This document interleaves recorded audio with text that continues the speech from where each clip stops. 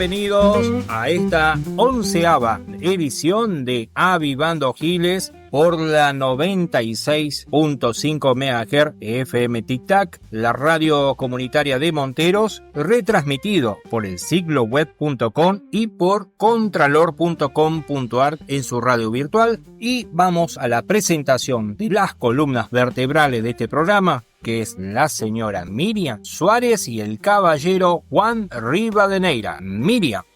Hola Mariano, hola Juan, gracias a Juan René Gutiérrez y muchas gracias especialmente a la audiencia que se ha comunicado, que ha dejado mensajes en las plataformas donde estamos reproduciendo el programa y aquellos que se han hecho eco de algunas notas que nosotros hemos comentado en el anterior programa que tenían que ver con funcionarios de la provincia de Jujuy en la temática de la discapacidad. Muchas gracias por acercarnos la información, por contarnos cosas que para nosotros quizás era imposible conocer si no es por el testimonio de quienes conocen a esas personas. Así que muchas gracias. Hola Miriam, hola a la audiencia, hola Mariano. Bueno, muy agradecido principalmente a la audiencia por permitirnos estar acá en el programa número 11, ya que gracias a su apoyo dan el ánimo y la fuerza para continuar. Gracias por los mensajes de apoyo, por los mensajes donde dicen que, bueno, nos agradecen por contar la verdad. También hay mensajes que la gente también se preocupa por nosotros, nos dice, chicos, es muy fuerte lo que dicen, nosotros solamente decimos la verdad y contamos la realidad.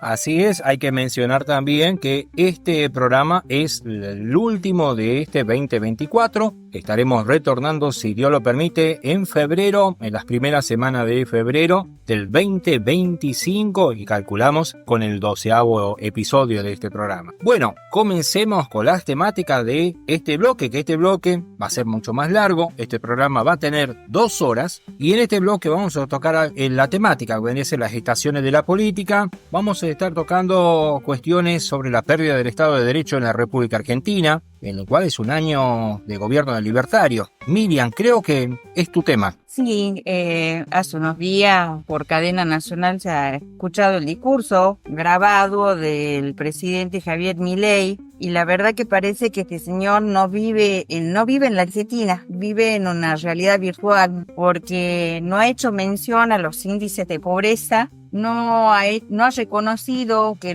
el ajuste que ha llevado adelante justamente ha perjudicado a los sectores más pobres y que ya ha licuado la economía de la clase media en la Argentina. El que tenía un auto ya lo está vendiendo, el que tenía plata en el banco ya la ha gastado, ya no tiene forma de recuperar y los que especulaban con tener $100 y que poder cobrar intereses y demás, no lo puede hacer porque la bicicleta financiera es un negocio pensado para poca gente, no para quienes tengan un mejor sueldo y tengan alguna capacidad de ahorro que son los menos. Así que, bueno, creo que esto es lo que podemos analizar con respecto a esa situación en el marco también de que se desconocen los derechos humanos en la Argentina, se desconoce la vigencia de los tratados, la conducta de la gestión de gobierno durante este año en materia de relaciones internacionales justamente ha tenido que ver con eso, con no hacer caso a las advertencias de los organismos internacionales, llaméle Asamblea de Naciones Unidas, comités internacionales, cortes internacionales de justicia,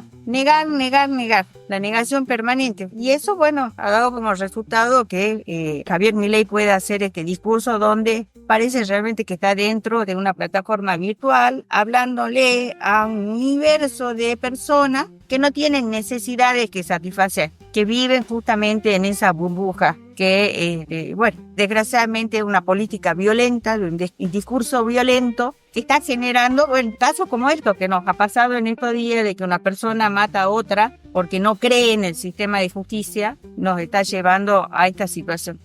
Sí, bueno, yo quería comentar algo que en este programa es la base, este programa es la defensa de las instituciones en la Argentina. No importa el partido político que nos puedan llegar a identificar a nosotros vamos a defender las instituciones hasta el fin de los tiempos. En este caso, a la institución de la vicepresidencia de la nación. Acá, en forma artera, se atacó a la vicepresidenta Villarruel, se dijo muchas cosas de ella, pero que no estaba junto al gobierno de Milei, que no lo acompañaba, que tenía un propio plan político, cosa que ella desmintió y bajó la cabeza, se sometió a Milei diciendo no, yo estoy con este gobierno, yo soy parte de este gobierno. No obstante, un personaje nefasto como es el Gordo Dan, que es un personaje que en Twitter agrede a todos, humilla a todos, tiene su ejército también de trolls, entre ellos su propio abogado, que en un post de Twitter le dijo a Guido Loel, menos mal que te alineaste con Milei porque nos ahorramos 2 carpetazos que teníamos listos. Eso es muy grave y esa persona debería estar presa por amenazar a la institución de la vicepresidencia en la República Argentina. La vicepresidenta lo desafió a que muestre las carpetazos que tenía contra ella o contra su familia, y también creo que se vio obligada a decir que continuamente le hacen operaciones de inteligencia, seguimiento. Es muy grave. No atacan a una persona, no atacan a un partido político, atacan a una institución que se llama Vicepresidencia de la República Argentina. Y lo otro, allá en el plano local, acá en Tucumán, acá también hay un juez cuestionado que emitió fallos muy polémicos allá en Concepción, esa carta que le anunció alegando las presiones que recibió por parte del gobernador Haller, quien opinó en reiteradas oportunidades contra este juez. Acá el juez obviamente no tiene carácter para ser juez, y también digamos que era un juez que estaba designado en un juzgado de menores o algo así, y fue a subrogar un juzgado vinculado al narcomenudeo. O sea, no es su área, no era su temática. Pero no podemos permitir que el gobernador lo ataque. El gobernador tiene legisladores que responden a su partido para iniciar el correspondiente juicio político. En Tucumán hay que hacerle saber a las autoridades que hay división de poderes, que lean la Constitución. Sí, Juan, la verdad que pasan cosas. La falta de independencia de los poderes en Tucumán es notoria, ¿no? Que haya jueces que renuncian antes del juicio político para no llegar al juicio político, pero que después terminan trabajando en la Cámara, en la legislatura de Tucumán, justamente en el organismo que los tenía que juzgar. Nos tiene que hacer ruido, nos tiene que hacer reflexionar, porque son las estrategias con las cuales se garantiza la impunidad. Renuncio, dejo el cargo, pero sigo cobrando un sueldo, o sea, siguen viviendo del Estado. Pero además la gravedad es que cortan con la justicia y van a trabajar en el Poder Legislativo, que es el que le iba a hacer el juicio político. ¿Así es, Miriam? Así es, Juan. Por eso es escandaloso lo que pasa en Tucumán. Volvamos acá a Tucumán y a lo que ha pasado, porque siempre nosotros en este primer bloque de las estaciones de la política le damos una mirada al boletín oficial, a ver qué ha pasado. Ha tenido muchas repercusiones del anterior programa porque hemos tratado el tema del presupuesto, la ley de presupuesto que había aprobado la legislatura. Ahora ya está publicada en el boletín oficial, o sea, ya es ley, ¿sí? A partir del día jueves 12, está en el boletín oficial bajo el número 9835. Ahí, en el escueto resumen que publica el boletín oficial de esta norma, nos llama la atención que la Caja Popular de Ahorros, la Estación Experimental, el Subsidio de Salud y el Departamento de Institutos Penales tienen fijados los gastos. Son los únicos organismos en los cuales la legislatura les ha fijado gastos. No pueden gastar más que eso. Le ha puesto un límite al gasto, ¿sí? Los demás organismos que dependen del Poder Ejecutivo van a tener posibilidad de ajuste. ¿Qué es lo que ha pasado con este presupuesto? Que se les acabó la plata entre el mes de agosto y el mes de septiembre a la gran mayoría, y a partir del mes de octubre se han visto las autorizaciones de partidas extraordinarias, como la de la Secretaría de Comunicación, que en algún momento nosotros hemos informado por este medio, ¿sí? Pero hay algo curioso de la ley 9835. En el artículo 18 se le autoriza al Poder Ejecutivo de la provincia a tomar préstamos subsidiarios con garantía de coparticipación federal por un monto de hasta 250 millones de dólares. ¿Perdón? ¿Dólares? ¿Dólares? Nosotros vivimos en un país donde la moneda es el peso. Exactamente, pero además donde la reserva del tesoro no tiene respaldo, pero la legislatura de Tucumán, en forma totalmente irresponsable, le autoriza al Ejecutivo a tomar créditos, a endeudarnos, comprometiendo futuros ingresos de dinero a la provincia. Este artículo debería preocupar al sector opositor, que dice que sigue de cerca la administración de Jaldo, y hacer una presentación como corresponde, porque no puede el Ejecutivo tener tantas facultades en este momento para hacer esto, en un país que está con un ajuste brutal y donde el índice de pobreza, acá la concentración de la riqueza está en pocas manos, y en Tucumán más del 70% de la población vive en situación de pobreza y de indigencia. Y vamos a ir a tomar deuda que la va a terminar pagando la gente, el vecino, a través de la boleta de la luz, del aumento en el transporte público de pasajeros, del aumento en las alícuotas del Código Tributario de la provincia, porque les recuerdo que desde el mes de octubre la legislatura ha trabajado los ajustes a los índices, y alícuotas de contribuciones de 2% han pasado al 5% del valor de los inmuebles. Se han quitado muchas excepciones. Para que no paguen ustedes los impuestos, realmente tiene que demostrar una condición no solamente severa de pobreza, sino de incapacidad laborativa, condiciones de discapacidad extrema. Incluso hay un párrafo que nos sorprendía que dice miembros amputados, o sea, que no tenga pierna, que no tenga brazo, para que no pague impuestos, sobre todo en el ámbito rural, que es donde más se ha visto el incremento tributario. Pero hasta acá, las cámaras de la Federación Económica, nada han dicho, han guardado total silencio. La sociedad rural tampoco se ha quejado, porque va a tener que pagar más impuestos el año que viene. Esto sí es importante, comentarle a la sociedad. Y también, Juan y Mariano, y para la audiencia, ¿qué hemos visto esta semana del boletín? Las acordadas de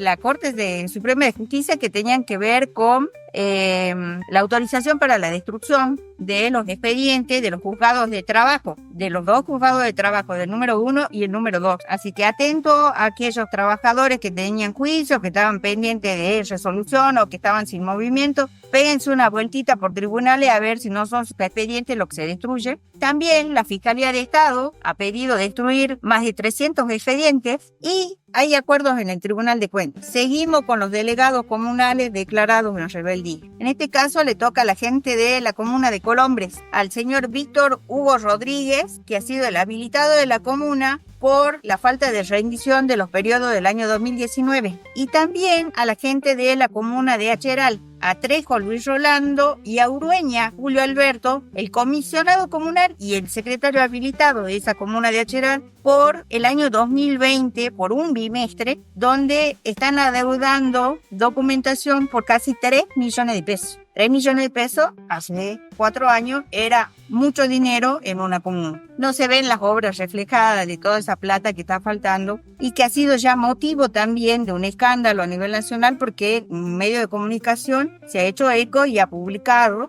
justamente que no están las obras para las cuales se habían destinado el dinero en el caso de Simoca, ¿verdad? Pero que es curioso también ver que nosotros hace poco hemos pasado por el escándalo de la mercadería, la novela de dónde está la mercadería, pero ¿qué hemos visto en el boletín oficial? ¿Cómo se ha ido entregando dinero? Pues evidentemente ya la mercadería va a ser reemplazada por subsidios, y así, por ejemplo, una organización que se llama Nuevo Horizonte, estos son subsidios del Ministerio de Gobierno y Justicia, o sea, el ministro es Regino Amat. Estamos hablando de 4,5 millones de pesos para esta organización. Hay otras instituciones, 2 fundaciones, una fundación comunitaria María de Guadalupe, que es del barrio Manantial Sur, del barrio 250 viviendas, le han dado un subsidio de 8.400.000 pesos. A la Fundación Amor por la Vida, del barrio Nueva Vida, también que está muy próximo a ese, en la zona sur de San Miguel de Tucumán, 16.440.000 pesos.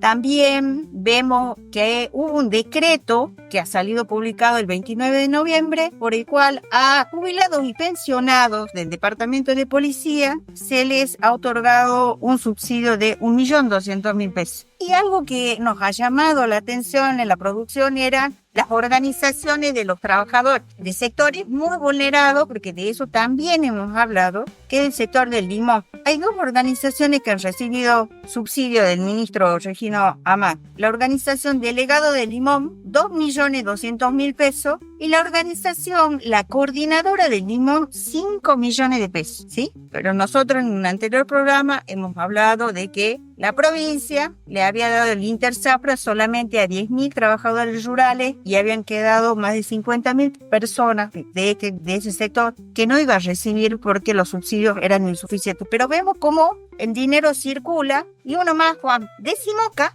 a una agrupación política que se llama Simoca Unido, le han otorgado 1.200.000 pesos. O sea, Simoca sigue recibiendo colaboración, amén del escándalo a nivel nacional que ha sido el tema de el debate en el Consejo Deliberante, que es donde tiene que controlarse la partida presupuestaria por el faltante de más de 2.100 millones de pesos en la rendición de cuentas del intendente. Así es, Miriam. Excelente la precisión de los datos. Quiero comentar lo siguiente. Me llama poderosamente la atención estas organizaciones sociales a las cuales iba destinada la mercadería que se robó, que se comercializaba en redes y por la que hay 6 detenidos.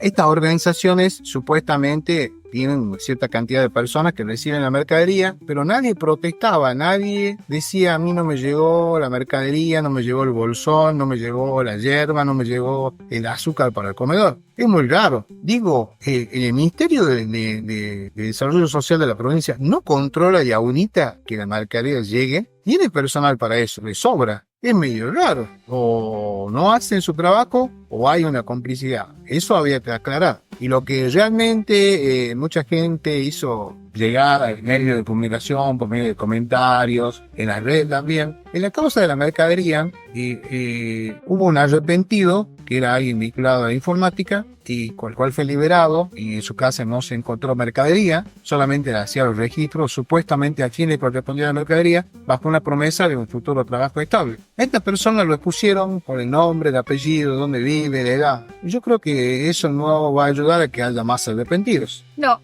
el círculo de, digamos, por el cual pasa la administración de los recursos, tiene evidentemente garantizada la impunidad. Así que lamentablemente las cosas no les llegan a la gente que la necesita, y nosotros desde el programa, al leer el boletín, al contarle lo que estamos haciendo, es justamente mostrando que hay información, que la podemos buscar, que hay que comprometerse, que para justamente combatir la corrupción tenemos que conocer como ciudadanos, hacer un ejercicio activo de nuestros derechos y no solamente ser receptores de lo que los grandes medios que están trabajando con una agenda impuesta que llevan a las pantallas. Claro, yo quería hacer una pequeña reflexión.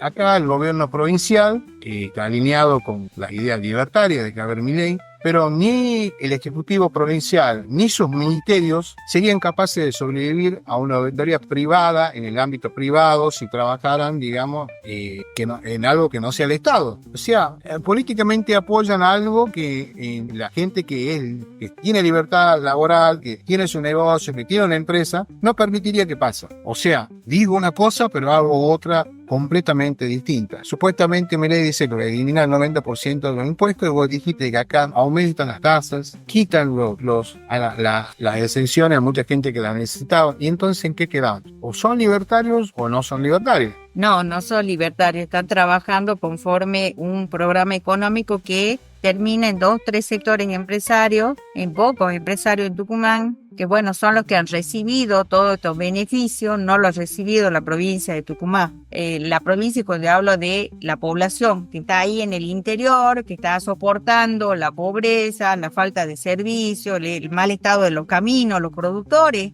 que la asociación APROTUR ha denunciado que de 33.000 productores rurales, solamente hoy hay 3.000. ¿Por qué? En 20 años se ha concentrado la tierra en pocas manos. ¿Dónde están esas familias rurales? Al borde de desaparecer porque hay una política de concentración y que no tiene en este momento una respuesta desde el ámbito de la legislatura, porque es de donde tiene que trabajarse una ley que proteja esa economía rural, que es la que trae la producción al Mercosur, la que hace posible que haya alguna carne circulante con otro precio acá en Tucumán, que no tenga que ser traído y con el costo que significa el flete de transporte de la comida, que es otro gran negocio en este tema de la macroeconomía, ¿no? Y ¿saben qué? Me había olvidado. Hay servicios que también han sido pagados en estos días a través del boletín oficial que hemos conocido, que tiene que ver con la empresa custodia de archivos. Ese era el otro negocio, digamos, que la provincia ha dejado de darle dinero al archivo oficial, a invertir dentro de un organismo público para alimentar un negocio externo, y esta empresa ha recibido unas partidas en estos días, justamente donde se le han cancelado deudas que tenía el Estado por algunos meses, y que estamos hablando de 35 millones de pesos, con facturas todas rendidas que están en el boletín del día martes 12 de diciembre. Mariano. La verdad, sorprendente con toda la data que ustedes están tirando y bastante triste, la verdad, porque, a ver, la mala administración de los fondos públicos y la poca clara información que sale a través del boletín, porque salen números, pero por ahí no se puede ahondar con el tema de los detalles y pormenores que corresponde saber al público en general para que sepamos en qué se destinan estos fondos. Pero bueno, nada, vamos cerrando este primer bloque de Avivando Giles por la 96.5 MHz Radio Tic Tac. Podés dejar tu mensaje al 381-505-8809 y nos podés escuchar en las plataformas, ya sea en YouTube, Facebook o en las páginas web que va a estar colgado nuestro programa en el sigloweb.com y en www.contralor.com.ar. En su radio virtual también va a estar retransmitido. Ahora sí, vamos.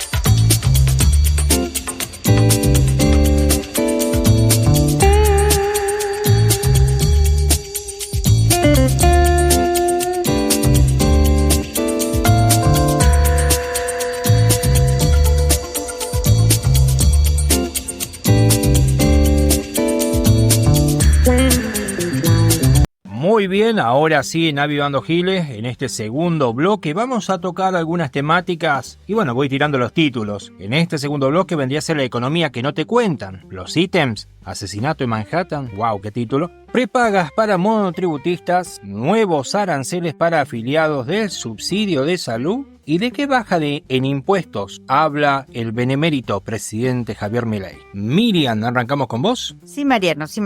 En estos días, bueno, los grandes medios de comunicación han puesto en la pantalla el asesinato de un CEO en pleno Manhattan. Ha sido todo espectacular, la televisación. Lo que nos ha llevado a tomar esta temática es justamente que este señor que ha sido asesinado, Brian Thompson, era director ejecutivo de la United Healthcare, si es que se pronuncia así, ¿sí? Que es una aseguradora en salud en Estados Unidos. ¿Se acuerdan de las FJP ustedes? Es una mezcla de prepaga y aseguradora, eso es más o menos. Claro. El tema salud, ¿va? Claro, es el sector privado de la salud, porque en Estados Unidos los seguros de salud son privados, ¿sí? ¿Qué ha pasado? El 9 de diciembre, Luigi Mangione, un ingeniero de 26 años, graduado de la Universidad de Pensilvania, una escuela de Ivy League, fue arrestado y acusado de asesinar justamente a este CEO,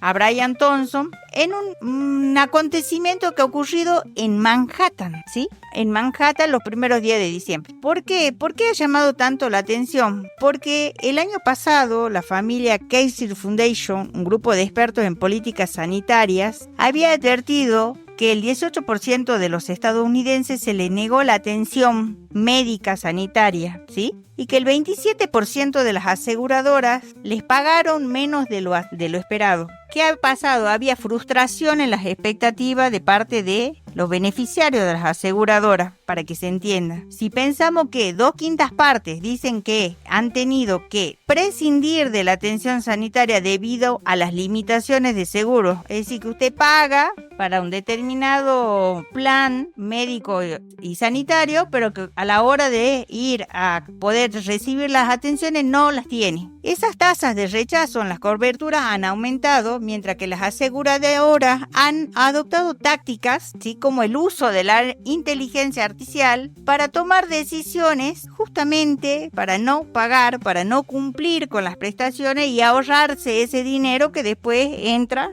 a jugar en las bolsas, en los grandes holdings financieros. Ahora, ¿qué pasa con el resto de la población? Aquí estamos hablando de que hay un porcentaje muy alto de descontento y hay otro que le es indiferente. ¿Qué es lo que nos hace sonar a nosotros esto? Lo que nos está pasando en la Argentina. Lo que ha pasado en Estados Unidos se va a reproducir acá. La privatización del sistema de salud, el ajuste que viene teniendo el sector sanitario en el país es enorme desde antes de la pandemia. Algo habíamos dicho nosotros acá de que faltan camas de internación en el Hospital Padilla, se han cerrado servicios, la gente va y paga en las prepagas para tener atención, cada vez más caro, más difícil poder tener, digamos, una conducta de pago dentro de este sector. Y va generando esto. Juan. Sí, te quería comentar que en algunas horas después del crimen aparecieron, aún no estando detenido Mangione, aparecieron remeras, stickers,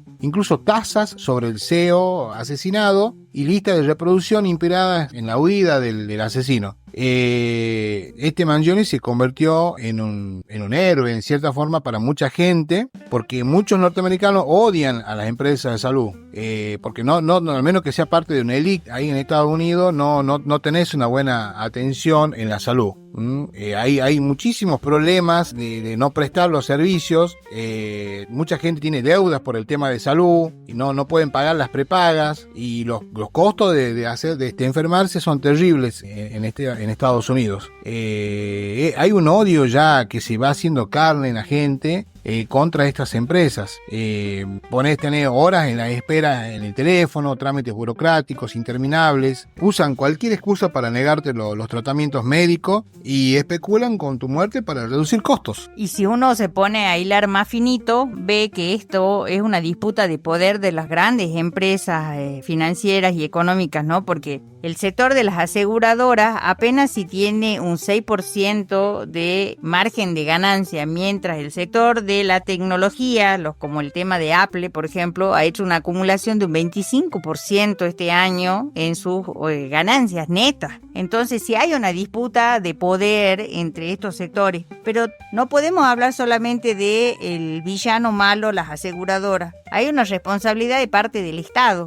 El Estado ese que admira a Milei, que habla del mercado liberal y que se regula solo. Bueno, en Estados Unidos, el Estado no se hace cargo. Y cuando se hace cargo, por ejemplo, la compra que hace de medicamentos, se la hace bajo metodologías que son secretas. No hay publicidad de cuánto invierte en la compra de medicamentos, a quién compra. ¿Se acuerdan que el senador Kennedy es el que denuncia la connivencia de sectores del gobierno, de Biden, con la farmacéutica, con los grandes laboratorios? Bueno, tenía que ver con esto, con la falta de transparencia, y así cualquier tratamiento puede dar lugar a una negociación enorme entre las aseguradoras y los proveedores en el medio del Estado, que no va a regular el precio, ¿no? Que no va a regular. Bueno, acá les quería comentar que desde hace años se reclama que las compañías de seguros, no de salud, sino las compañías de seguros generalmente de autos, cuando tienen que pagar la indemnización de alguien que muere, pongamos un joven de 18 años, lo chocan, lo matan en Cava, Ciudad Autónoma de Buenos Aires, o en el centro tucumano, no pagan lo mismo. Un joven porteño te van a pagar 10 millones y por el tucumano 7. Eso nadie controla, las empresas hacen lo que quieren. Hoy en día, no hablando de salud, repito, en el tema automóviles, las empresas están aplicando lo que hacen allá en Estados Unidos, que las balas incluso de este Mangione tenían escritas 3 tiros. Una decía Deny, Delay y Depox, que significan negar, demorar y deponer, que es lo que hacen la industria de los seguros, tanto de salud como de los automóviles. O sea, te niegan, dicen no, esto no me corresponde pagar, y si te dicen que sí, te demoran 1 año o 2 en pagarte un choque que tenés que arreglar por 5 millones, te lo pagan los 5 millones de acá a 2 años. Y bueno, y vos siempre perdés. Acá se está dando los últimos 2 años en el tema autos, que vos chocás y te dice el arreglo cuesta 2 millones de pesos.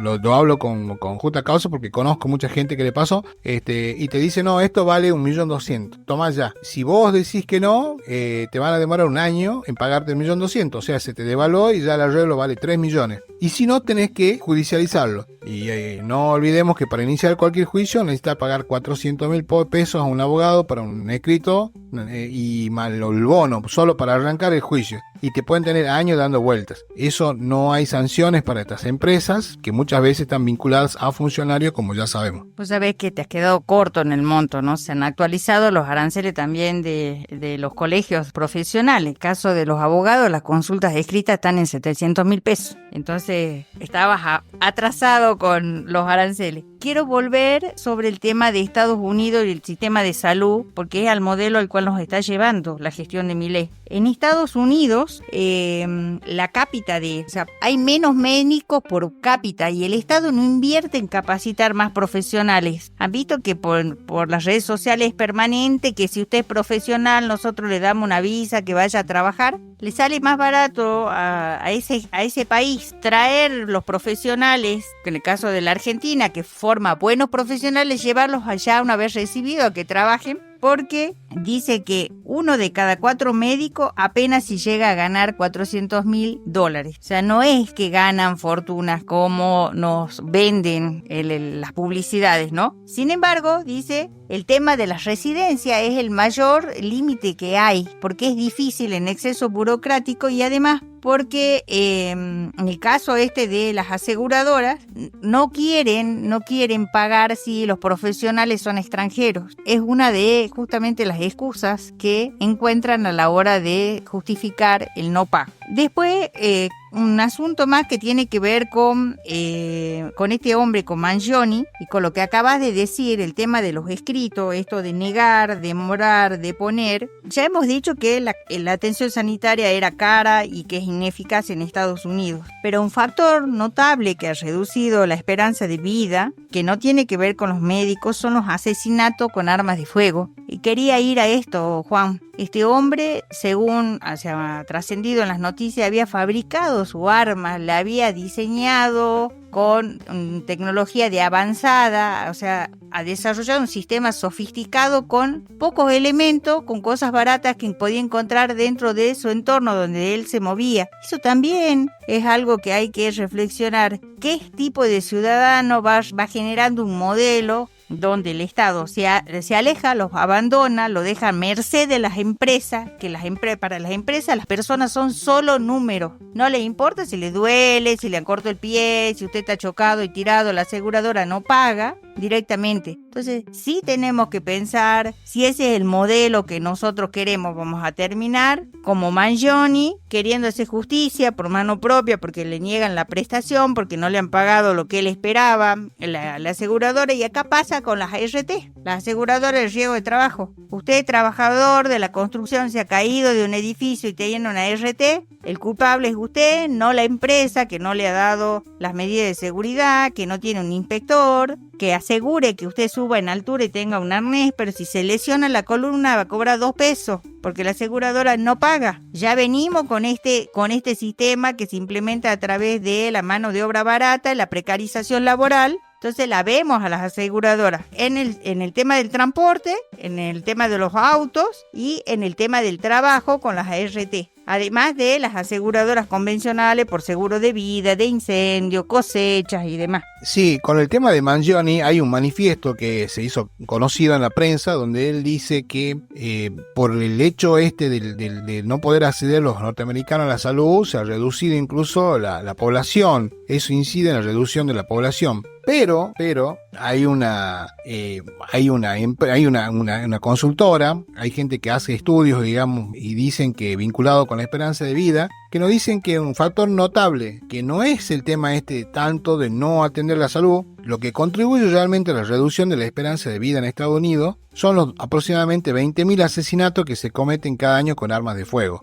No sé si les suena un poco, pero acá acaban de bajar la edad para poder comprar armas de fuego a 18 años. O sea, ¿qué quieren acá? ¿Bajar la población? ¿Reducir la población? Porque en Estados Unidos está probado que una de las mayores formas de reducir la esperanza de vida es darle armas hasta que puedas comprar en el súper. Yo creo que falta poco para que eso llegue a Tucumán. A Tucumán, a toda Argentina. Además fue una de las propuestas de Javier Milei. Y yo creo que es un gran negocio y el gran productor de armas del mundo se llama Estados Unidos. Sí, era el presidente Biden, el dueño de una de las empresas que produce armas y que auspicia justamente los conflictos bélicos en diferentes puntos del planeta. La verdad, Juan, que es muy importante esto, que no parecía que estaba muy lejos Manhattan de nosotros, era la pregunta de Mariano antes de que hemos empezado este bloque. ¿Por qué traen el tema de Manhattan? Porque nos alcanza. Si avanza esta política de ajuste hacia el sector de la salud y nos dejan a merced a los ciudadanos de las empresas que especulan con sus negocios y rentas financieras a costa de la vida de los seres humanos, quiere decir que nuestra sociedad realmente se va degradando porque vamos perdiendo la conciencia de que somos comunidad y una comunidad no puede pasar esto, debemos participar, debemos hacernos cargo. Claro, acá Javier Milei promueve la libertad al extremo, pero miente, porque la libertad está restringida para los monotributistas. Ellos solo pueden elegir ahora entre 19 horas sociales y ninguna prepaga. Y eso que en el Registro Nacional de Agentes del Seguro tiene más de 300 entidades, pero la libertad de los monotributistas para elegir una obra social se limitó a 19. A ver. Ahora, todas las personas que tenían monotributo social estaban migrando al monotributo porque las condiciones que les ofrecían han sido estas. El Estado resolvió eso. Te llevan ahora a que...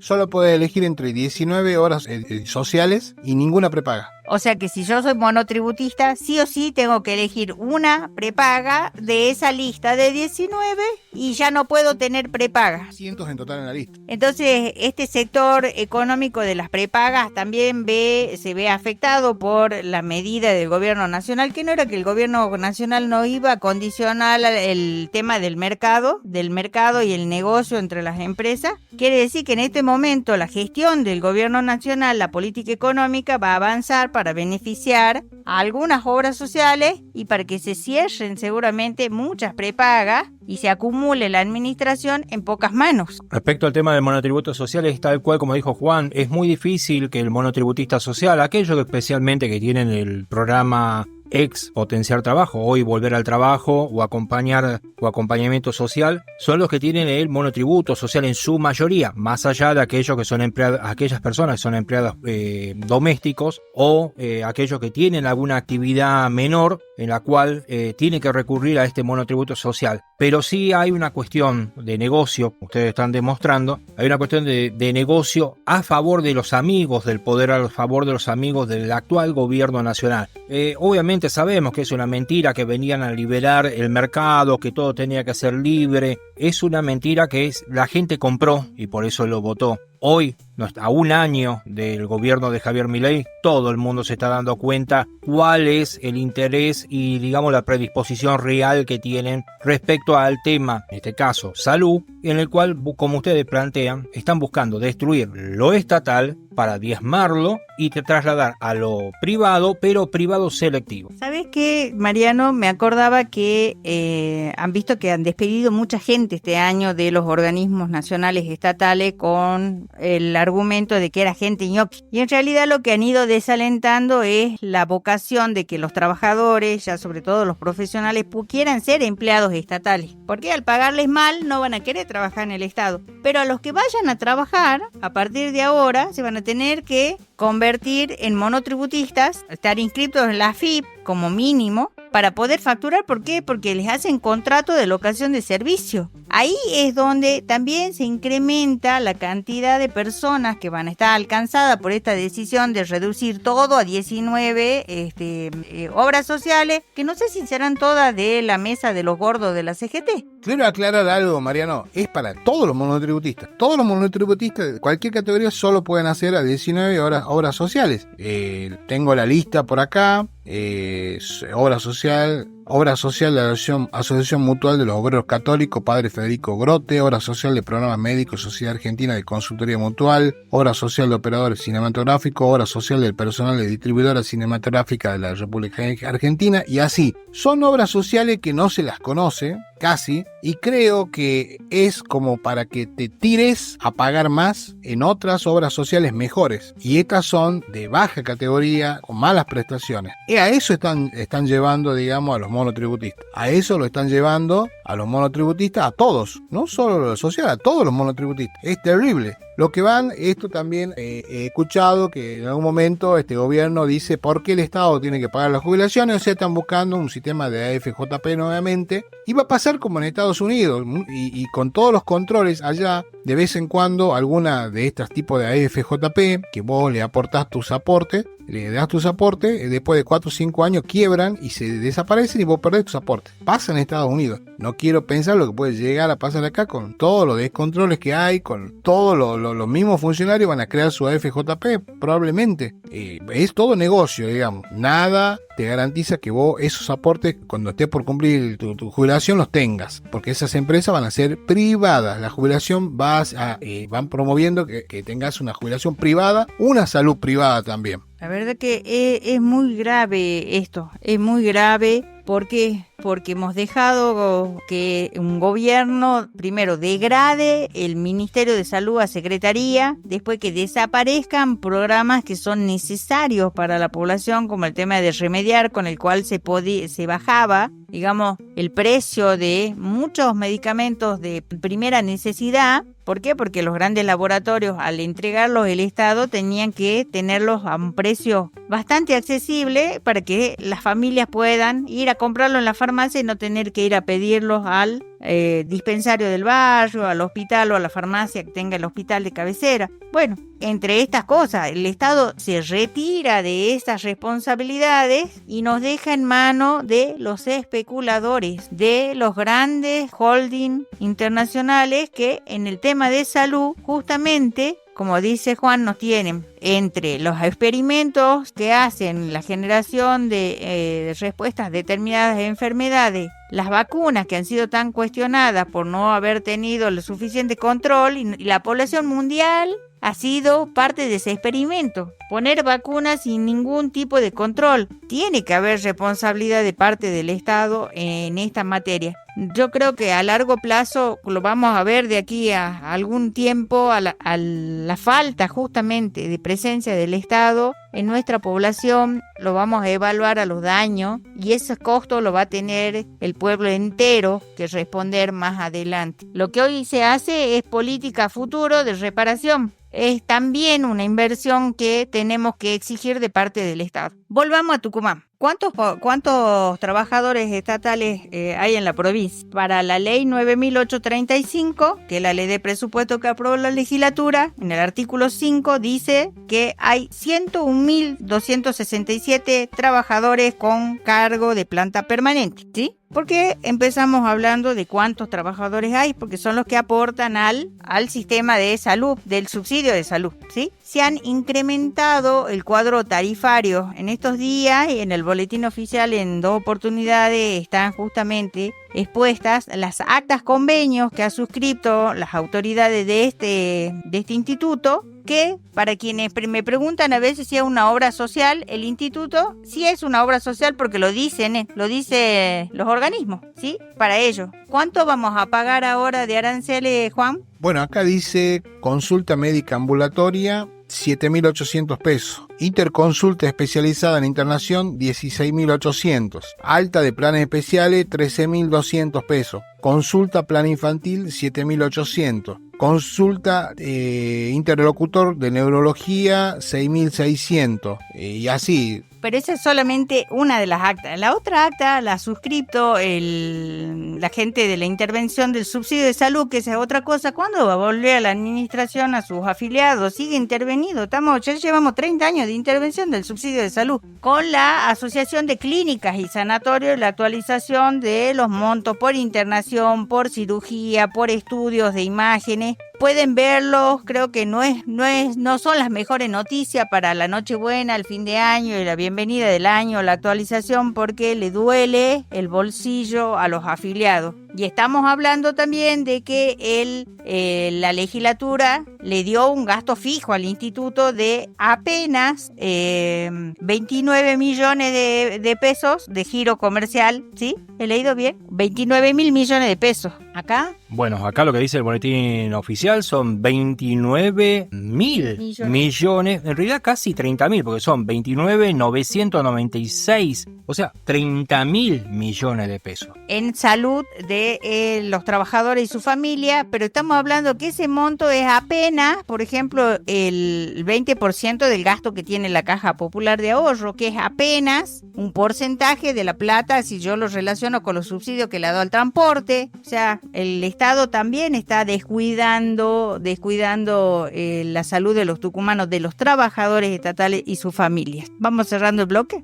Así es, cerramos este segundo bloque de Avivando Giles en su 11ª edición por la 96.5 MHz Radio Tic Tac, retransmitido en el sigloweb.com y en contralor.com.ar. Y bueno, volvemos en breve.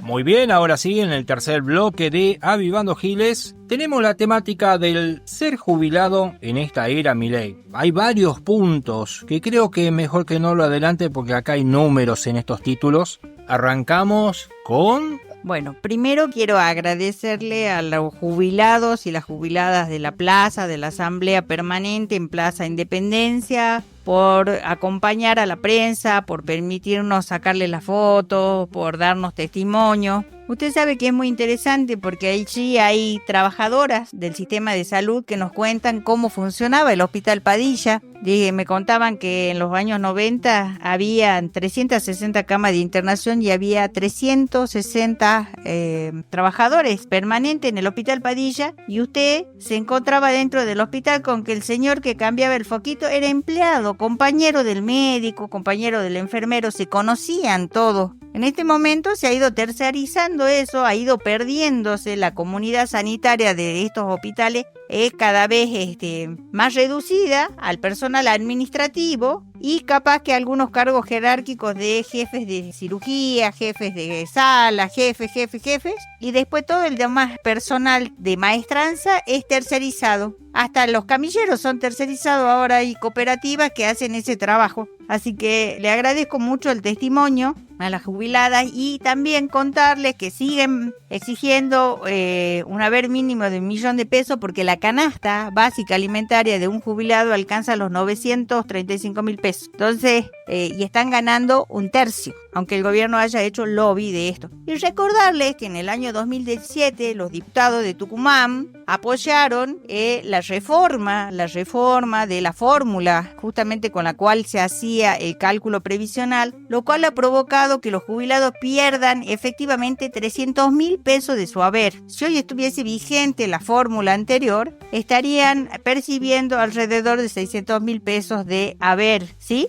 Bueno, en eso han contribuido los diputados de Tucumán, entre ellos la señora Gladys Medina, que vuelve a ser diputada y que volvió a votar la ley base, ¿sí? Después le hacía fiesta a los jubilados ahí en el predio del Ingenio San Juan, del ex Ingenio San Juan, le hacía fiesta a los jubilados, pero ha sido la que levantó la mano para que se haga el ajuste. ¿A qué vamos? El gobierno nacional de la gestión de Macri le quitó esa posibilidad a largo plazo a los jubilados de perder ese monto de dinero y aparecen las políticas mentirosas, porque son mentirosas, como la del boleto del transporte de jubilados, el transporte público de pasajeros y el programa boleto gratuito que aparece en el año 2002 y que se sostiene porque en la provincia aparecen leyes de emergencia de todo. Entonces existe la ley 9101, que la ley que declara la emergencia del servicio de transporte público de pasajeros, que ahora se la ha extendido a la emergencia hasta el año 2026. Entonces, al estar en emergencia, las auditorías, todo se demora porque tiene que resolver el Ejecutivo, que conserva las facultades de decidir en este tema. Por la vigencia de este programa, se han dispuesto para este año el pago de 588.119 pesos, ¿sí? A ver, 588 millones, perdón, me equivoqué, me faltaban 3 ceros, Mariano. 588.119.076,45 centavos. Para el vecino que me está escuchando ahí del otro lado, son casi 600 millones de pesos mensuales, ¿sí?, que se distribuyen en 16 pasajes que se otorgan a los beneficiarios de este programa social, boleto gratuito de transporte para jubilados, y que según nuestros cálculos, y les decimos esto, nuestros cálculos porque no hay transparencia en la publicidad de esto, a cuántos jubilados realmente le dan los pasajes en la provincia de Tucumán. Eso no está publicado. ¿Cuántos son los beneficiarios? Según lo que estimamos nosotros, pueden ser unas 35.000 personas, más o menos. Pero en Tucumán, y vos me habías preguntado temprano, Juan, ¿cuántos jubilados hay en Tucumán? Según el Censo Nacional del año 2010, decía que el 12% de la población eran personas jubiladas y pensionadas del sistema previsional, ¿sí? En Tucumán entonces podríamos estar hablando alrededor de 180.000 jubilados. 180.000 jubilados. Usted me está escuchando del otro lado. Y con bombo y platillo la ciudad está llena de afiches donde el gobernador habla de que le da un beneficio a los jubilados apenas a 30.000 personas. Apenas 30.000 personas. Y el resto no le llega, no lo sabe hacer, no accede. Creo que la legislatura tiene que trabajar la protección social de los jubilados, de otra manera, no hacerlos ir a hacer cola a insolarse para retirar un troquel de 16 boletitos, que apenas, si uno después los multiplica, los boletitos, son 16 pasajes. ¿Cuánto será, Mariano? 15.000, 20.000 pesos para cada uno. Esa es la retribución de un programa social después de que el gobernador mandara a votar en ese momento, en el 2017, a los diputados para que se haga el ajuste a los jubilados, ¿sí?, de la pérdida adquisitiva de los jubilados. Juan, ¿querés aportar algo en esto? Sí, bueno, a nivel nacional hay un estudio que dice que el ajuste brutal de Milei a los ciudadanos argentinos, los jubilados contribuyen con el 22.22% del ajuste. O sea, con la pobreza de los jubilados estamos haciendo este ajuste, con la pobreza de los jubilados recorremos el mundo diciendo que es un héroe de la economía. Con la pobreza y la indigencia que están sometidos los jubilados, la falta de remedio, suben las acciones argentinas de las empresas amigas de Elo, donde tienen sus inversiones, principalmente de energía.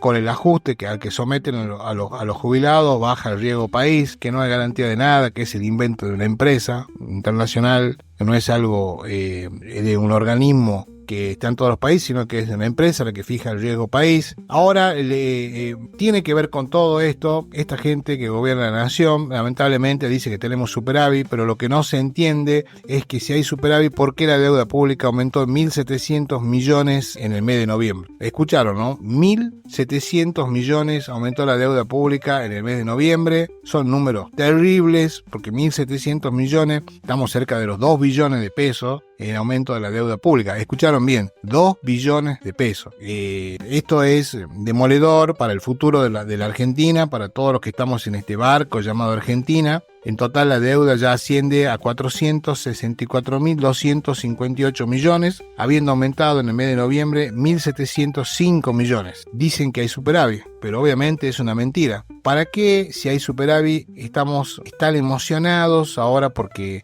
el Trump lo invitó a Milei, al presidente Milei, a su asunción? Entonces es garantía de que van a recibir el préstamo del FMI, que no sabíamos hasta hace días de cuánto iba a ser. Ahora tenemos una idea que va a ser de 26.000 millones de dólares. Están por pedir prestado 26.000 millones de dólares. Más deuda. ya con este préstamo, Milei nos iría endeudando ya en prácticamente 130.000 millones de dólares cuando le den este préstamo del FMI. Terrible. Ni Macri se animó tanto. Volviendo sobre el tema de los jubilados y el boleto, habíamos hecho numeritos y más o menos para que tengamos una idea, si hablábamos de casi 600 millones de pesos mensuales que se le destina en compensaciones por la vigencia de este programa para que cobre la ETAP, ¿sí? Para que traslade a 37.000 jubilados, más o menos, porque le volvemos a decir, no está clara la información, no nos dan todos los números.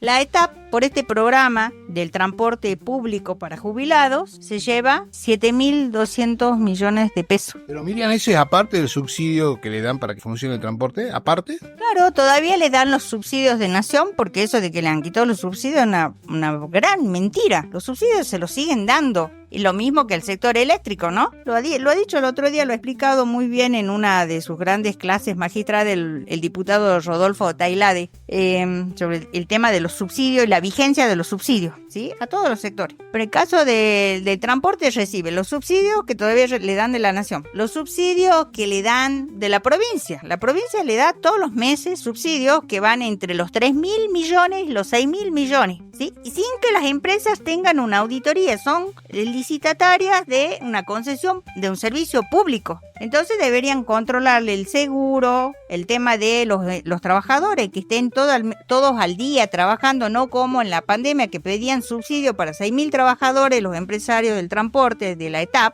y resulta que solamente tenían 2.500 personas en blanco, los demás estaban en negro, hasta la gente que está en el taller mecánico. Pero vuelvo a esto, plata para el transporte público de pasajeros, al cual el gobierno ha destinado mucho dinero para comprarle colectivos nuevos, porque no les alcanza, dice, el dinero y lo que recauda para comprar colectivos. Entonces el gobierno ha hecho una compra directa, violando también la normativa de la administración pública, que dice que cuando uno hace movimientos de dinero muy importantes se tienen que hacer por licitación pública, porque es lo que corresponde, abrir la oferta, que los empresarios muestren qué es lo que tienen para hacer llegar el Estado y cuál es su oferta. Bueno, vamos al transporte público, pero también a otro programa que está vigente que tiene que ver con el boleto estudiantil, la propaganda oficial en todo lado, el boleto estudiantil.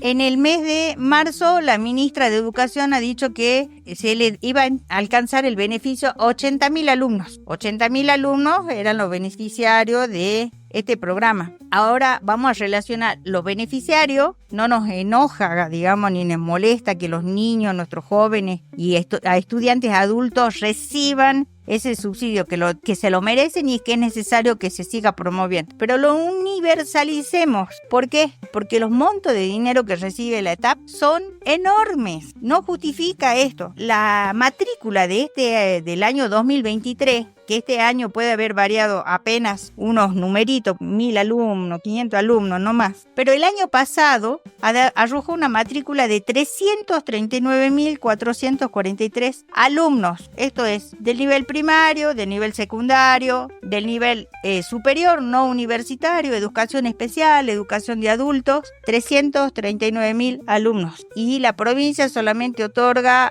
este beneficio a 80.000 alumnos. Al sector universitario no sabemos cuántos pasajes le han dado, porque las exigencias para que le den era que sea alumno regular, que demuestre una pobreza absoluta, que los padres no tengan trabajo. Si el papá o la mamá era enfermera o maestro, con los vergonzosos sueldos que tienen, no recibían el beneficio. Pero ¿cuánto es el dinero que se ha llevado la ETAP por los boletos? Y solamente tengo acá la planilla que dice lo que han cobrado hasta el mes de septiembre, porque les han pagado hace unos días. Esto está en el boletín oficial, los decretos que se autorizan a través del Ministerio de Obras y Servicios Públicos, que es el que tiene que pagarle a estas empresas por este programa, esa línea de programas sociales que tiene el número 11 dentro de el presupuesto de la provincia, que manejan los subsidios.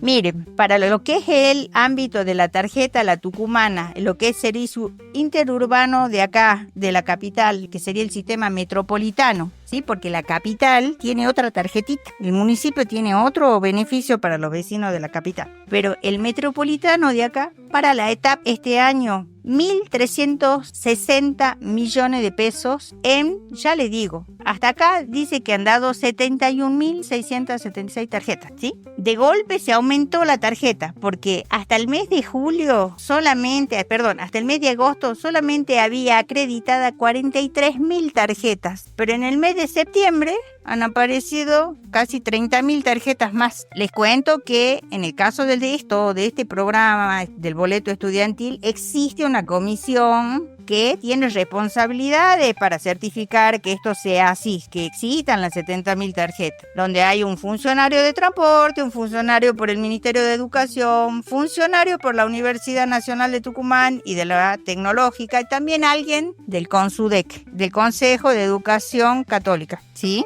Entonces, hay más responsables en esto, no solamente la ETAP y el gobierno, como sería en el caso de los jubilados. Y para el tema del pasaje rural, de la gente que viene del interior a estudiar acá, 7.525 millones de pesos en 43.000 abonos, que no sabemos si son tarjetitas, si son abonos en papel, porque es el ámbito rural. No tienen tarjeta los colectivos que vienen de 7 de abril, de allá de más al sur de la provincia, más de extremo los pueblos, más lejos, todavía cortan boletos los colectiveros. Entonces ahí hay abono. Hemos pasado inicialmente en el mes de marzo de 25.000 a 43.000. A mí me hace ruido esto. A mí me hace ruido porque esta ha sido una de las grandes quejas del boleto estudiantil de las marchas universitarias. El no acceso de la gran mayoría de los alumnos en la universidad pública para acceder a este servicio, a este beneficio, porque es costoso estudiar en Tucumán. A mente que se hayan abierto centros de estudio en Tranca y en Montero de facultades como la de Derecho, donde el gobierno de la provincia a las municipalidades les destina presupuesto para que existan esos centros de capacitación y de formación. Por ejemplo, en el caso de Montero, este mes le ha dado a la municipalidad 4.600.000 pesos para que afronte los gastos de pagar el personal y tener un lugar abierto para que los chicos puedan tomar clase de primer y segundo año de la Facultad de Derecho. Lo mismo pasa en Trancas, ¿no? Para que no viajen, se les da la posibilidad de que reciban ahí la clase. Sí, quería hacer un aporte. No se habla nada de acá de combatir la pobreza, ¿no? Parece que la pobreza en Tucumán es un gran negocio. Doy subsidio, no hay transparencia, compro sin licitación mercadería que después mis punteros se la roban, la venden en redes. No hablamos de combatir la pobreza porque la pobreza es un gran negocio en Tucumán. Tal cual, si efectivamente los salarios de los trabajadores, sobre todo de los estatales, que son los que tienen que regularizar sus ingresos, estuviera mejor, este tipo de programas no son necesarios, porque un padre de familia que tiene un buen salario puede afrontar el gasto de transporte, está dentro de lo lógico. Pero como estamos con salarios de miseria, paupérrimos, de indigencia, entonces aparecen estas medidas como grandes soluciones que en realidad no resuelven la cuestión porque genera muchas dudas, poca transparencia, no hay una auditoría al respecto, porque ahora hay que explicar esto, si efectivamente cómo reciben, cómo pagan, cuándo pagan, no está, han contratado. ¿Se acuerdan que yo les había comentado que uno de los decretos que había aparecido publicado era la contratación en dólares del software? El primero ha sido la compra de equipos, que ha demorado en entregarse las tarjetas porque no había computadora, no había quien registre cómo iban a emitirse las tarjetas. Y después el tema del pago del software que se hacía en dólares. Primero, el alquiler del lugar donde funciona el boleto estudiantil. Calle Córdoba 714, primer piso, donde se ha hecho un contrato de alquiler por 12 meses. Después, la contratación del servicio de data center por 12 meses en un contrato en dólares. $502 estadounidenses mensuales, ¿sí? Después, la adquisición de los equipos informáticos. Eso lo veníamos hablando, y que el universo de alumnos alcanzados por este programa de transporte estudiantil que maneja el Ejecutivo de la provincia no superaba los 85.000 beneficiarios entre los de la metropolitana y los del sector rural. Entonces sí tenemos que pensar que es mucho dinero que va hacia un sector nada más de la provincia, en este caso el transporte público de pasajeros, con toda la plata que le va dando a la etapa. ¿No era mejor que el gobernador, con el genial ministro de Economía, el señor Daniel Abad,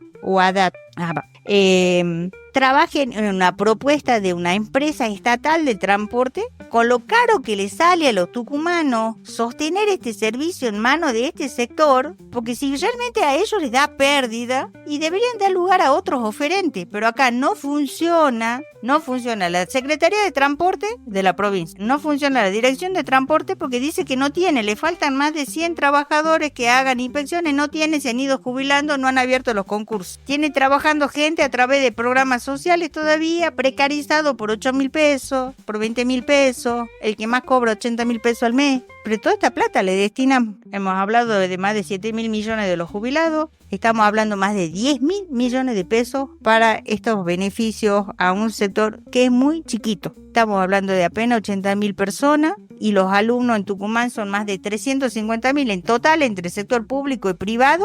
La cantidad de alumnos está rondando los 450.000 personas y los beneficios no alcanzan más que a 20. Sí, estos programas no llegan ahí. Así que yo creo que tenemos que pensar que es tiempo de el presupuesto público que sea abierto, sobre todo en comuna, en municipio, la participación ciudadana para que las autonomías municipales sean posibles. Si los municipios generan esas posibilidades de el tratamiento de un presupuesto que sea con debate con los vecinos y el presupuesto de la provincia también se haga con participación ciudadana, esto no puede seguir ocurriendo. Así es, Miriam, pero bueno, la legislatura más cara del país avala que este presupuesto porque le conviene. Pero bueno, Tucumán es el Tucumán de los récords, porque por ahí vi que también tenemos el Consejo Deliberante de la capital más caro del país. ¿Tenés alguna data o Miriam? ¿Escuchaste algo? Sí, ha salido en un medio de comunicación local, porque obviamente los números vienen del sector privado, del sector al cual hoy responde Osvaldo Jaldo. La fundación que da los números sobre el récord de gastos que supera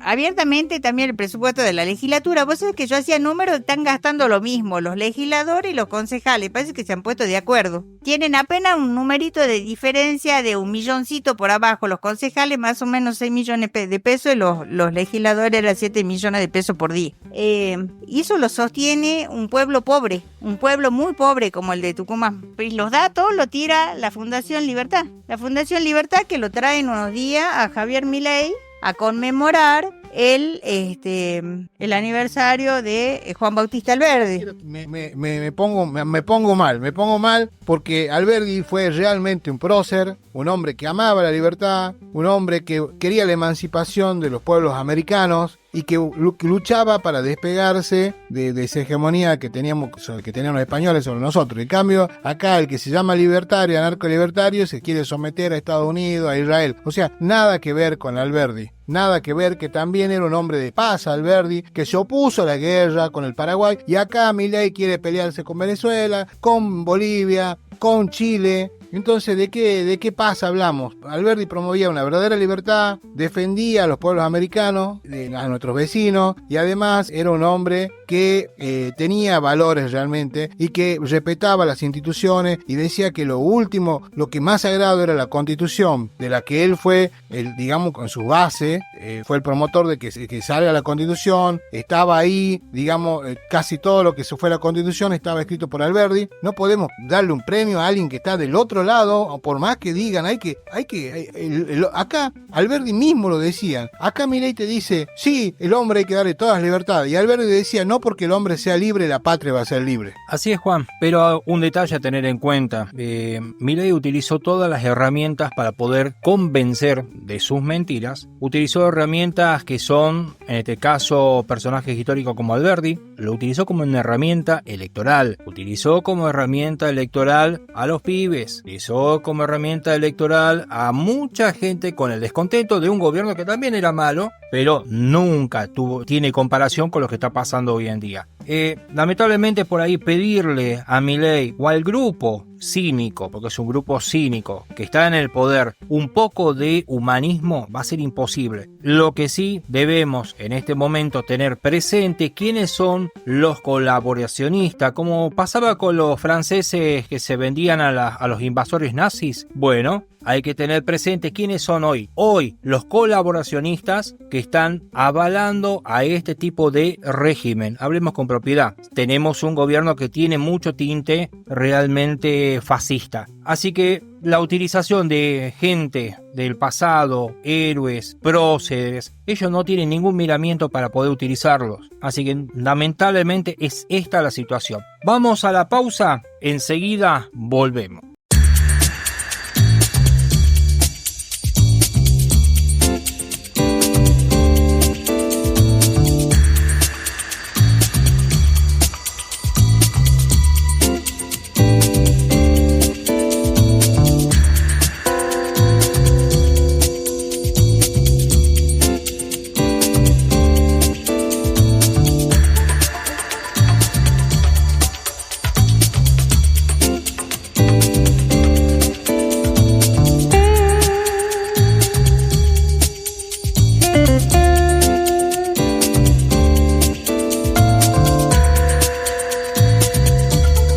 Bien, ahora sí, en este cuarto bloque de Avivando Giles, en su 11ª edición y última del 2024, volvemos en febrero, vamos a comenzar. Primero quiero hacer un mensaje de solidaridad con la gente del tucumano.com, un medio de acá de la provincia de Tucumán que la verdad muestra muchas noticias y tiene mucho compromiso periodístico, y tuvo un revés en el cual se puede catalogar dentro de la censura, o no vamos a hacer mención muy mucho con el tema del detalle, pero porque es muy engorroso, está vinculado una juez, pero lo grave de esto es la censura en los medios de comunicación en esta época no debería existir, salvo que haya algo que no se quiera mostrar o que lo consideren indebido mostrar. Pero bueno, nada, nuestra solidaridad de parte de este grupo de trabajo de Avivando Giles para la gente del tucumano.com. Bueno, parte de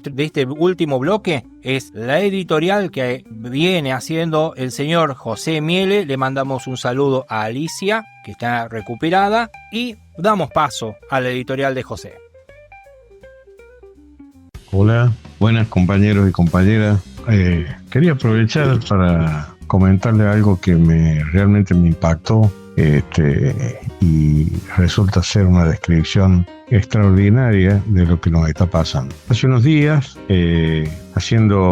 surfeando en internet, encontré un reportaje que le hacía una periodista europea a Joan Manuel Serrat. Ya más o menos todos conocemos la ideología de Joan Manuel Serrat, y la entrevista iba más allá de su opinión sobre el arte, y la periodista lo fue llevando a lo que a ella le interesaba, que era la parte política, el pensamiento ideológico de Joan Manuel Serrat. Llegado el momento, en una de las preguntas, ella le dice: ¿y cómo ve usted? Porque Joan Manuel Serrat dice que su segunda patria era Argentina. Entonces la periodista le dice: ¿y cómo ve usted hoy a la Argentina bajo el gobierno de Milei? Y aquí viene lo extraordinario. Joan Manuel Serrat dice: se lo voy a explicar con una historia que voy a plagiar de un cómico argentino. Se refería al Negro Olmedo. Y le voy a agregar algunas cuestiones actuales como para que la historia cierre y usted entienda perfectamente cómo veo yo la situación de Argentina actualmente. Dice Serrat: la clase media argentina es la que durante años manejó la pérdida o triunfo de algunos partidos políticos en las elecciones. Casi siempre es la que tiene mayor influencia. Resulta que la clase media estaba nadando en un mar agitado y esperando que alguien los ayude y los salve. ¿Qué parece el peronismo? El peronismo les tira un salvavidas. La clase media se acomoda en él, se tranquiliza, sabe que ya no se va a ahogar porque tiene algo que lo sostiene, que le permite flotar.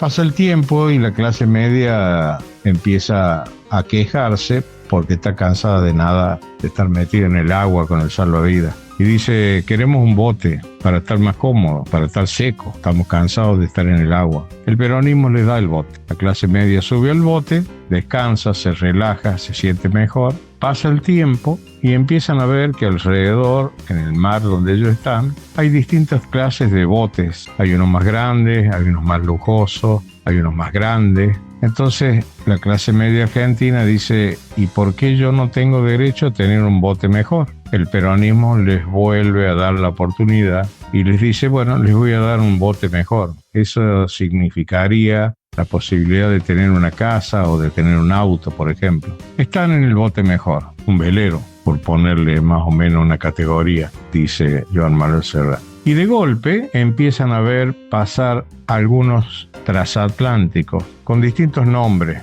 Miami, Francia, el Mediterráneo, etcétera, etcétera. Y ven pasar uno que se llama la Argentina. Se asombran al ver que en la baranda del transatlántico que se llama la Argentina hay un hombre de uniforme y un grupo que lo acompaña de traje y corbata asomados a la baranda y le grita a la clase media: vengan, suban, vengan, aquí hay lugar para todos y van a viajar más cómodos, vengan, suban. ¿Y qué hace la clase media? Se deja tentar y sube al transatlántico. Por supuesto que en cuanto suben se sienten recontrasatisfechos. Nunca pensaron de estar ahogándose en el mar a estar hoy viajando en un transatlántico. Pero el problema empieza ahí, y ahí viene la descripción de la situación actual. El capitán lo junta a la clase media en un salón y les dice: bienvenidos a bordo, están en la Argentina. Vamos a hablar de las condiciones para viajar con esta seguridad y con esta comodidad. Ustedes tienen ciertas obligaciones. En primer lugar, en las dos pisos superiores del transatlántico ustedes no pueden subir. Eso está totalmente prohibido porque ahí viaja la tripulación y su familia. ¿La casta sería? Digo yo. Ahí no pueden subir. Si los encontramos allí arriba, en alguna de los dos primeros pisos, sin poder justificar el motivo por el que están ahí, los vamos a tirar de nuevo al mar, les vamos a pedir que se retiren del transatlántico. Segundo, para poder viajar bajo ciertas comodidades como la que le estamos ofreciendo, ustedes tienen que cumplir servicios, evidentemente.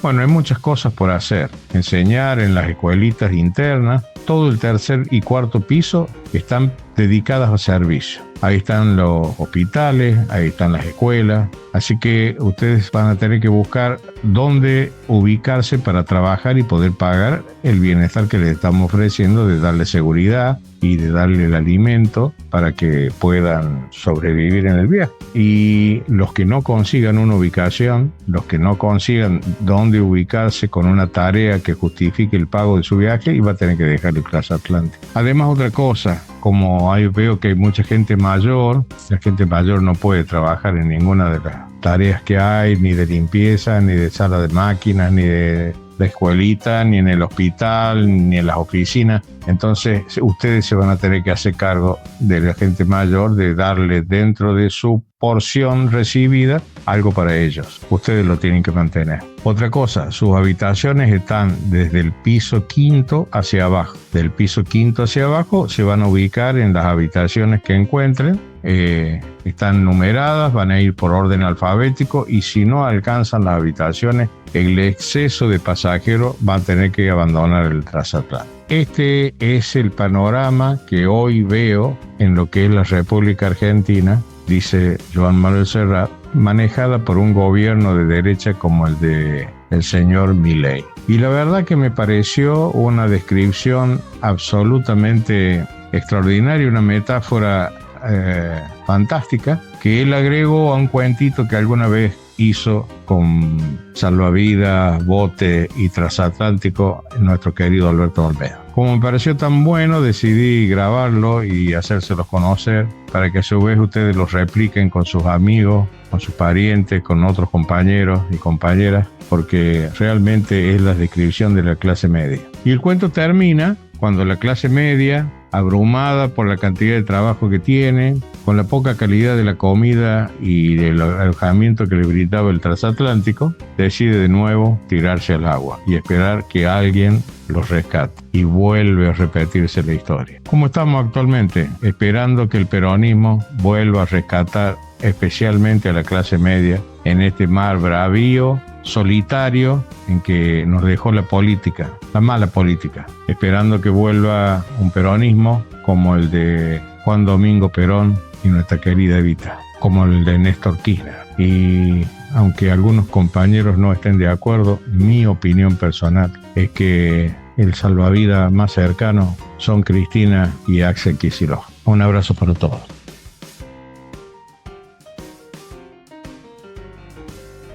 Muy bien, ahora sí, continuamos con este cuarto bloque con la señora Miriam Suárez. El título de este último bloque es Esperando en la fila. Sí, y en esto de esperando en la fila, de las cosas que uno conversa con los vecinos y sobre todo si va a hacer las compras, han visto que estos días la ministra Burley se lo ha salido a agredir al gobierno de Venezuela porque han detenido a un gendarme que supuestamente ha ido a visitar a la familia, que entró por Colombia, pero que no ha ido en nombre del Estado argentino, sino ha ido a hacer trámites personales, pero la ministra dice que es un oficial del ejército secuestrado por el gobierno de Maduro. ¿Por qué traemos esto a mención? Porque en estos días el fiscal federal, Gustavo Gómez, antes de presentar su renuncia, ha hecho público a través de la página que él tiene como fiscal, como representante del pueblo en el Poder Judicial Federal. Pueden verlo en gustavogomez.ar.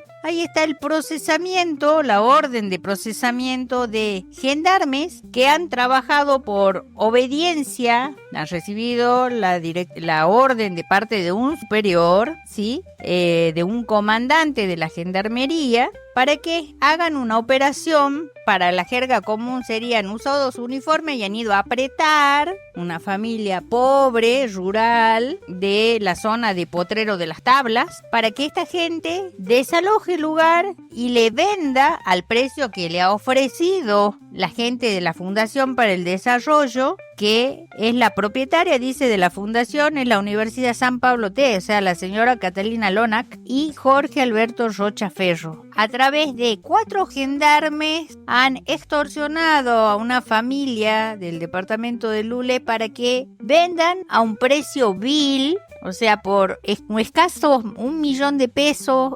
Durante el mes de julio ha ocurrido esto, una propiedad que está evaluada en mucho más. Y la operación ha sido realizada en la escribanía de María Inés Trapani, connivencia del poder económico de la provincia con sectores del sector de la fuerza de seguridad. La gendarmería no está para hacer esto. La gendarmería está para cuidar nuestros límites y fronteras del Estado Nacional, no para que trabajen a sueldo y a los antojos de la petición de un empresario. Pero esto pasa porque el poder político de la provincia lo permite, porque no hay independencia de poderes. Esta es una de las denuncias. Hay muchas otras denuncias, como la de la gente de la colonia Chazal, que los dejaron sin agua cuando este grupo empresario que lidera Rocha Ferro construyó los country en la zona de San Pablo y a la gente la dejó sin suministro de agua. Gente que vivió desde que se inició el ingenio ahí, estamos hablando de familias, ya van por la 4ª generación en el lugar. Un poquito más, es un poquito más. Esa gente la fui a visitar hace como un año y medio. Creo que están hace más de 150 años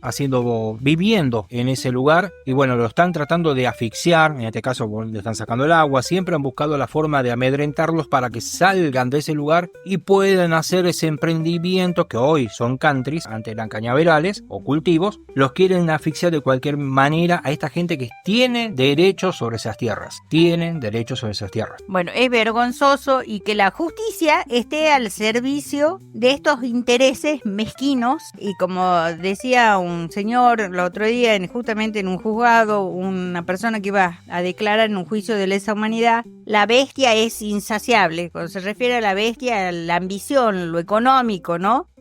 no se cansan de acumular dinero, de hacer sufrir gente. Esto es lo que pasa en Tucumán. Pero volviendo sobre lo que ha comenzado en este bloque, Mariano, la solidaridad con los compañeros de tucumano que están buscando siempre ser leales con la audiencia y con el pueblo de Tucumán, de llevar la verdad a través de sus portales, a través del proyecto de medio de comunicación que sostienen con mucho esfuerzo. ¿Y saben por qué? Porque son independientes. Justamente porque son independientes es que están siendo amedrentados, siendo perseguidos por sectores de la justicia que están acostumbrados a no ser cuestionados, pero en algún momento vamos a llegar a lo que está pasando en México, donde los jueces van a tener que ser votados por el pueblo, van a tener que trabajar para que el pueblo los conozca y ganarse su afecto, su respeto para ocupar un cargo que es con dignidad y con honor, y no puestos a dedo por el poder político, tanto la legislatura como el ejecutivo. Hay cosas que tienen que cambiar en la provincia y podría ser motivo de la próxima reforma constitucional, y no solamente que se debata la reforma del sector del proceso electoral, que es lo único que les está importando. Y con respecto al tema de la independencia de poderes, ya que estábamos hablando de la justicia, en Tucumán también ya hemos visto en la noticia del Poder Judicial Federal, a través del fiscal Gustavo Gómez, al quien les deseamos un feliz retiro de este servicio de justicia porque ha renunciado para poder dedicarse al ejercicio libre de la profesión. Vamos a ir a una sentencia de la Corte Suprema de Justicia de Tucumán, ¿sí? Ha dado por concluido el pasado 2 de noviembre, tiene fecha esta publicación, el concurso del Complejo Agroindustrial San Juan. Concurso que se inicia con el número de expediente 3854 en el año 1995. Casi 30 años ha llevado este concurso, tiene más de 8 cuerpos el expediente, estamos hablando de más de 40.000 hojas, intervinieron varios actores, hicieron varios incidentes. En algún momento no se sabía quién era el administrador, porque en un concurso preventivo los acreedores toman la administración hasta que la persona que está con este problema económico lo resuelve y puede volver a administrar su empresa. Bueno,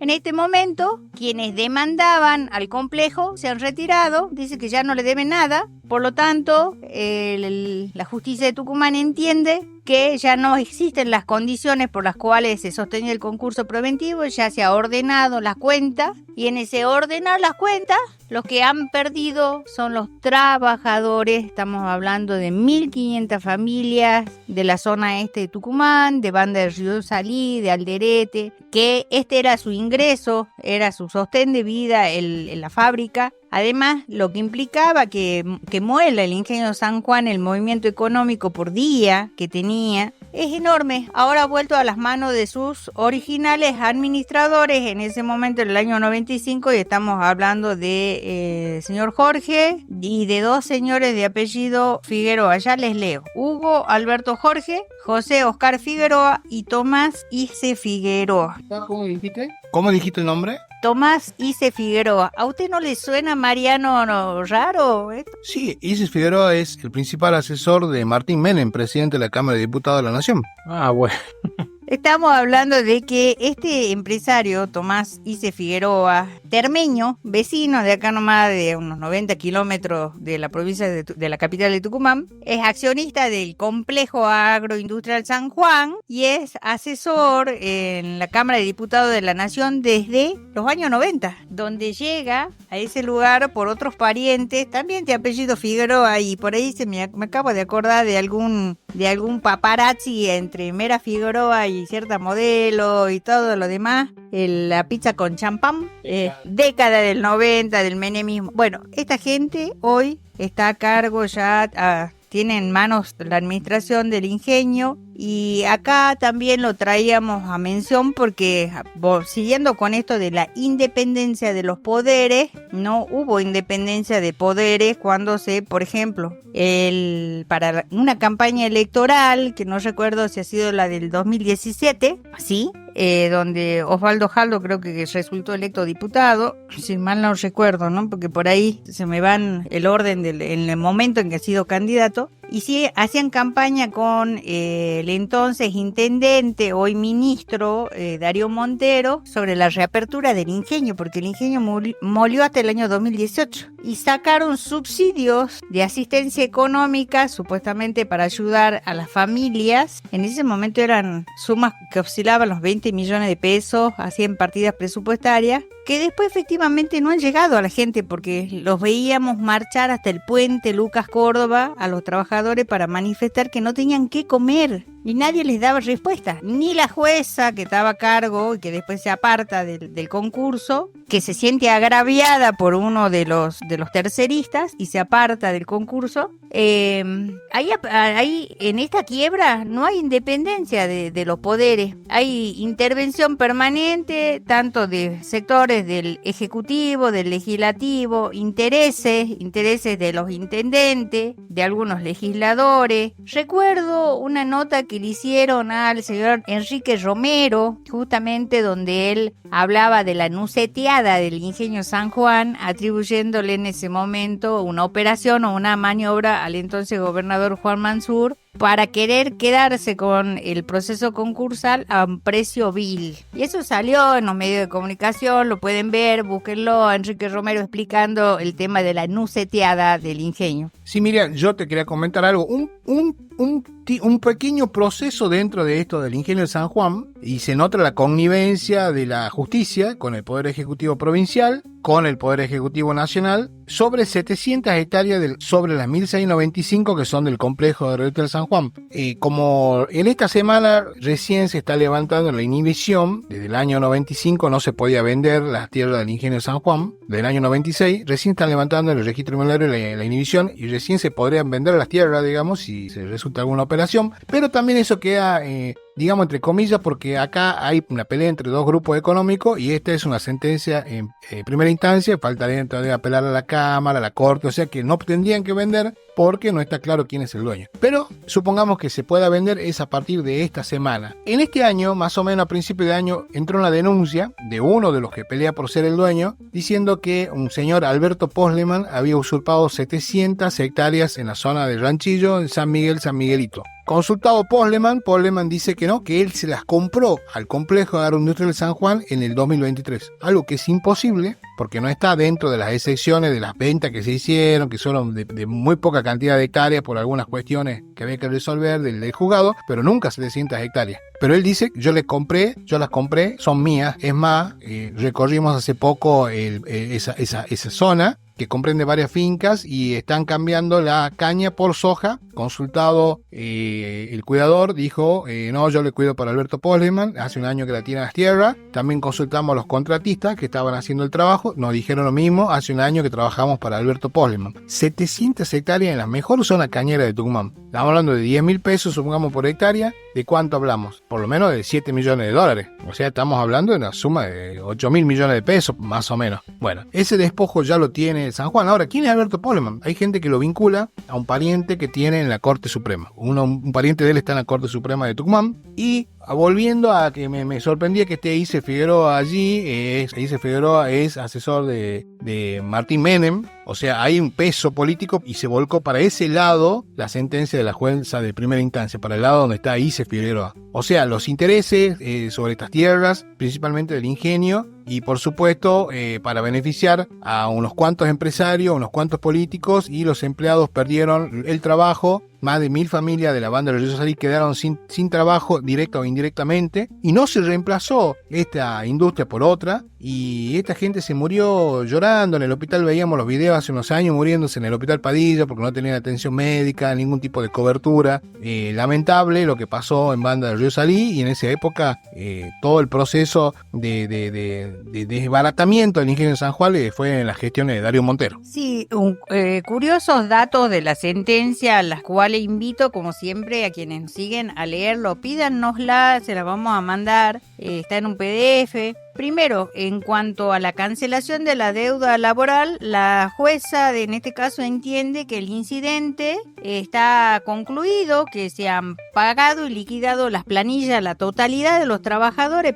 planillas de deuda laboral y alimentaria, a través de un incidente por el cual se autorizó la venta de un inmueble pero allá lejos y en el tiempo, ¿sí? ¿No? El año pasado. Esta ha sido una deuda autorizada para pagar 4 o 5 hectáreas, poquito, ha sido para cancelar la deuda. Ahora le entregan la empresa, le entregan ya la administración a esta gente. ¿Y en qué situación han quedado los trabajadores? Ya no tienen patrones. O sea, la empresa ha quedado sin responsabilidad social sobre esto mientras ellos se dirimían en un momento difícil de la empresa. Pero voy acá, otro párrafo que es muy importante, porque la jueza entiende que la empresa que había administrado en forma irregular, se irrogaba la mayoría de acreedores, que es Constructora del Tucumán, ha incurrido en fraude procesal. ¿Por qué? Porque pretendió y ejerció presuntamente tener la mayoría, falseando datos tributarios, diciendo que se le había autorizado a pagar solamente un porcentaje de la deuda que tenía con el gobierno de la provincia, en ese momento el ingenio, de impositiva.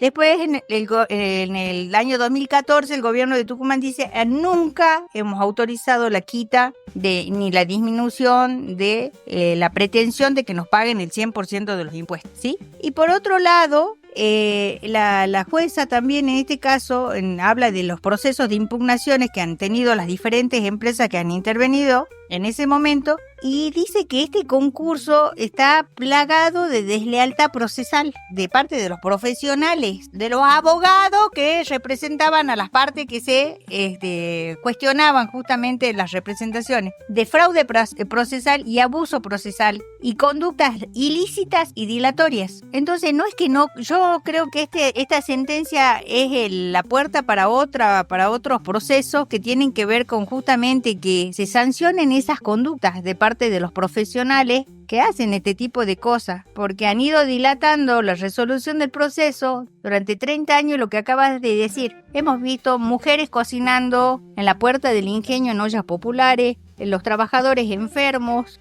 abandonados, donde nadie se hizo cargo, el Estado tampoco, el Estado municipal ni el provincial, y estamos hablando de 1.500 familias que han quedado totalmente ya, bueno, en este momento ya no tienen patrón. Claro, miren, hay cosas que son inentendibles en la justicia tucumana. Te doy 2 datos. Primero, esta jueza hace aproximadamente 4 años que se manejaba, digamos, ella era que te podía arrendar una parte de las tierras para tener recursos, digamos, el ingenio tenga recursos, le arrendó a un productor tucumano 200 hectáreas. Luego de hacer los trabajos correspondientes de laboreo y dejar la tierra lista para sembrar, a la jueza a los meses le dijo no procede el arriendo. Por supuesto que había invertido millones y millones de pesos este productor, la encaró incluso en una anécdota ahí en tribunales a la jueza preguntándole por qué hizo eso, y ella le contestó: yo hago lo que quiero porque el ingenio es mío. Esa fue la respuesta de la jueza. Bueno, no solo eso, sino que llama la atención que acá se disputaban 2 grupos económicos la titularidad del ingenio,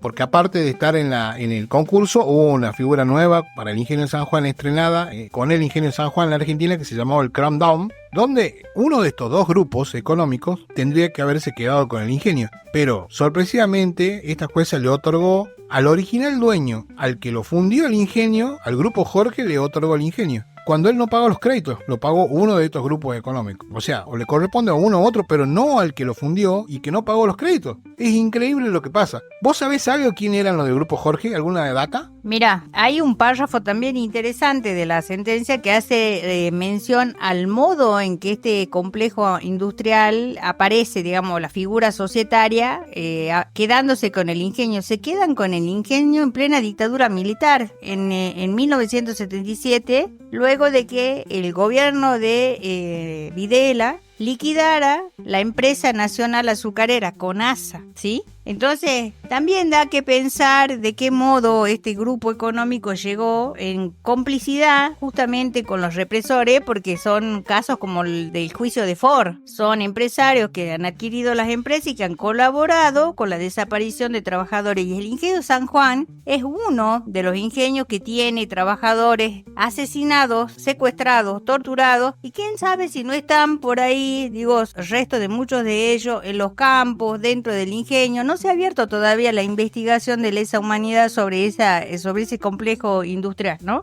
Está en pendiente todavía la justicia lerda para investigar también en este caso. Bueno, este es el último bloque de este último programa del 2024. ¿Quieren dejar algún mensajito? Lo pueden hacer al 381-505-8809 porque volvemos en febrero. Ahora, Miriam, Juan, ¿quieren dejar un mensajito? Bueno, yo saludar a la audiencia y desearles una feliz Nochebuena, feliz Navidad, que tengamos esperanza, pero que no alimentemos la esperanza en vano. Nos hagamos cargo de lo que está pasando, nos comprometamos con el otro, miremos con ojos solidarios las cuestiones y vayamos adelante, porque hay que defender nuestra libertad, nuestra democracia y cuidar de todas las conquistas sociales que tenemos, no solo para nosotros, para las generaciones que vienen. Tenemos que tener sentido y cariño por nuestros jóvenes, por nuestros niños, por las generaciones que estamos hoy dejándole este país en estas condiciones, ¿no? Ser responsables de eso también. Bueno, yo principalmente quiero agradecer el acompañamiento durante estos 11 programas de toda la audiencia, decirle que ejerzan el pensamiento crítico, sean libres, pero de verdad, no perdamos más derechos, tenemos que conservar los que tenemos, respetemos las instituciones, respetemos la Constitución. Bueno, feliz Navidad, feliz Año Nuevo para todos. Bueno, de mi parte también el agradecimiento a ustedes dos, que siempre están como las columnas de este programa. A Papá Gutiérrez allá con la radio la 96.5, que nos ha prestado para poder tener este programa, estos 11 programas en este 2024. Y también agradecerte a vos, Juan, tu predisposición con tu portal El Siglo Web, siempre difundiendo esta programación. Y bueno, nada, quería agradecerles a ustedes también como audiencia. Esto no termina ahora, volvemos en febrero, hace falta un justo descanso y retomamos, creemos, con otro formato un poquito mejorado para el primer fin de semana de febrero. Bueno, nos estamos viendo, muchísimas gracias, hasta el año que viene.